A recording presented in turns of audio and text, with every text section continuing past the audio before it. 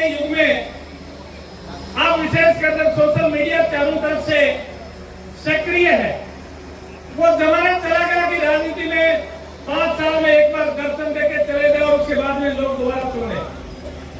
Social media पे हर आदमी का, एक एक व्यक्ति का रोजाना आकलन होता है।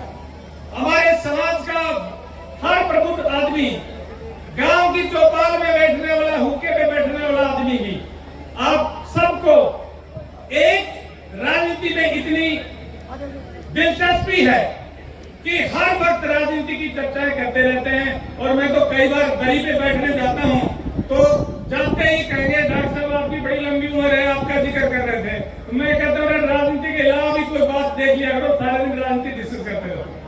तो ये जमाना है, इस जमाने में राजनीति को रोजाना विवेचन होता है। और भाई मैंने तो एक ही बात सीखी थी कि भाई मेरी माँ हमेशा मेरे को एक बात कहती थी कि नियत पे काबू रखना और अपनी मेहनत पे विश्वास रखना, भगवान हमेशा तेरे को आगे बढ़ाता रहेगा। 1 महीने की उम्र में पिताजी छोड़ के गए थे और 27 साल की विधवा मां के साथ 15 साल की उम्र में हल चलाना खेत में शुरू किया था।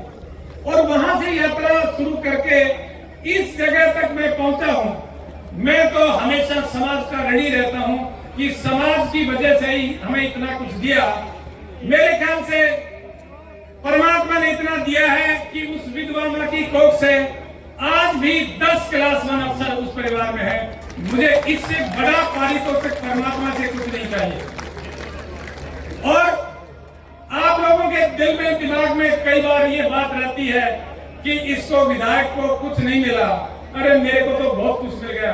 मेरे को इतना प्यार मिल गया आप लोगों का कि मेरी एक आग्रह पर आप इतनी बड़ी संख्या में सुबह से यहाँ बैठे हो। इससे बड़ा पारितोषिक मुझे, मेरे लिए कोई इससे बड़ा पारितोषिक नहीं हो सकता।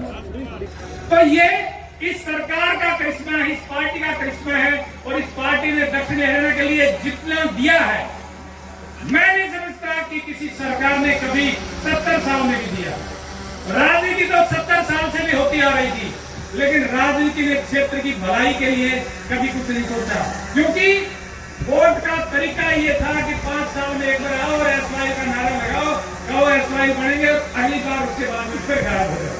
और हमने जिक्र नहीं किया एसवाई का, हमारा हक है, जो सरकार फैसला होगा तो वही आ जाएगा। लेकिन एसवाई के फैसले तक हम दक्षिणी हरियाणा के महेंद्र के किसानों को प्यासा नहीं मार सकते थे, उनकी भूमि को बर्बाद नहीं करना था।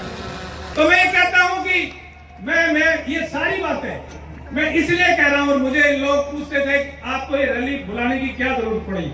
मैंने कहा इस रैली से मैं सिर्फ एक बात देखना चाहता हूं कि लोग विकास की राजनीति में कितना विश्वास करते हैं। और आज मैं धन्य समझता हूं अपने आप को कि आपने सुबह से इतना लंबी लाइन लगा दी, लोग आ रहे हैं, जा रहे हैं, लंबी लंबी लाइनें। मैं आपकी हिम्मत को, आपके विश्वास को दाद देता हूं कि सुबह 10 बजे से आप बैठे हैं और मेरे ऊपर ये एहसान है।